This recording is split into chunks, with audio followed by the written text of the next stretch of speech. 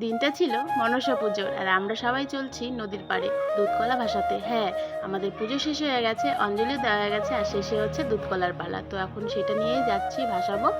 তো এটা হচ্ছে আমার ভাইস্তা বউ, এখানে অনেক কিছুই বলেছিল তোমাদের সাথে আর কি। তো আমি সাউন্ডটা কেটে দিয়েছি, কারণ পিছনে সবাই অনেক কিছু বলছিল, সব মিলেমিশে একাকার হয়ে যাচ্ছিলো, তাই আর কি।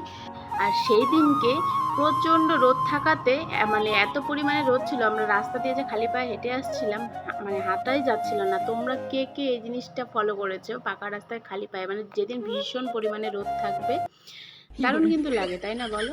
তো যাই হোক, আমরা ওখানে পৌঁছেই গেলাম, আর এখন আমরা দুধকলা ভাসাবো। তো তোমাদের এই ছোট্ট মিনি ব্লগটা কেমন লাগলো অবশ্যই কমেন্টে জানিও, আর নতুন হলে প্লিজ চ্যানেলটিকে সাবস্ক্রাইব করে দিও। আর এই যে আমি তোমাদেরকে একটু আগে বলেছিলাম পাকা রাস্তায় রোদে হাঁটতে খুব মজা লাগে, তো সেই মজার কারণে আমরা আর বেশি দূর এগোতে পারলাম না, যার জন্য পাশেই একটা জমিতে দেখলাম যে জল জমে আছে, আর সেটাতেই ভাসাতে গেলাম।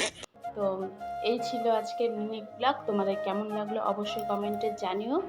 তো ভালো লাগলে অবশ্যই লাইক কমেন্ট শেয়ার করতে ভুলো না। টাটা, দেখা হবে নেক্সট আরেকটি মিনি ব্লগ।